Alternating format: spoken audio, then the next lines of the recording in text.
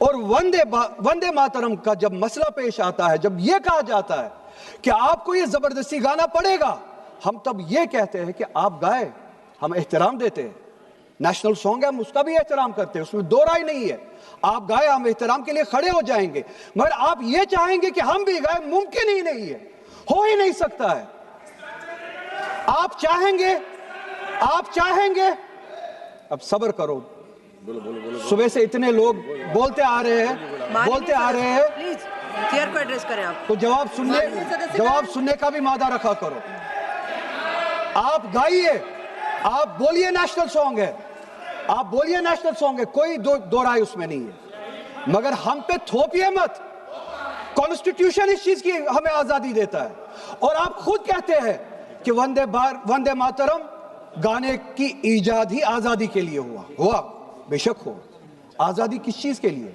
آزادی اس چیز کے لیے ہندو کے ہندو ہونے کی آزادی, اور اسی طرح سے مسلمان کے مسلمان ہونے کی آزادی, سکھ کے سکھ ہونے کی آزادی, اور وہ آزادی آپ مجھ سے چھین نہیں سکتے ہیں, کسی بھی نام پہ نہیں چھین سکتے, کسی بھی دباؤ میں نہیں چھین سکتے, کسی بھی سکھ سے اس کے مذہب کی آزادی نہیں چھین سکتے, کسی بھی ہندو سے اس کی مذہب کی آزادی نہیں چھین سکتے, اور کسی بھی مسلمان سے اس کے مسلمان ہونے کی آزادی نہیں چھین سکتے.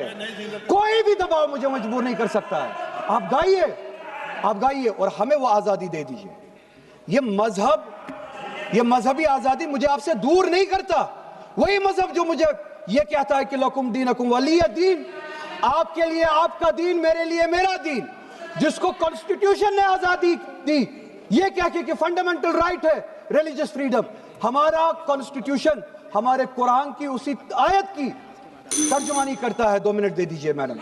ترجمانی کرتا ہے کہ آپ اپنے دین پہ چلیے, ہمیں اپنے دین پہ عمل کرنے کی آزادی دے دیجئے. آپ ہی کی طرف بات زبردستی کی ہے, بات کسی اور چیز کی نہیں ہے. اور یہ ڈیبیٹ, مجھے پتا ہے زیادہ وقت نہیں ملے گا, بس 1 منٹ میں پورا کر رہا ہوں. اور یہ ڈیبیٹ صرف اور صرف اس لیے ہو رہا ہے کہ جب ہندوستان کا ہندو ہو, مسلمان ہو, سکھ ہو, ان سے پینے کے لیے صاف پانی مانگے, سانس لینے کے لیے صاف ہوا مانگے, روزگار مانگے, جب ان سے مہنگائی کے خلاف, مہنگائی کے بارے میں جواب مانگے, جب ان سے روزگار مانگے, تب یہ صرف یہ بول سکے کہ روزگار کے بارے میں بات مت کرو. وہ دیکھو مسلمان, ہم نے اس کو مجبور کیا وندے ماترم گانے کے لیے. وہ دیکھو مسلمان, ہم نے اس کی مذہبی آزادی کو ختم کیا. اس آڑ میں, مسلمان کو دبانے کی آڑ میں آپ اپنی نالائکی چھپانا چاہتے ہو, اور اس ملک میں راج کرنا چاہتے ہو, اس کی قربانی بنانا چاہتے ہو مسلمان کو. اور مسلمان اس بے غیرتی کا قربان کبھی ہوگا نہیں.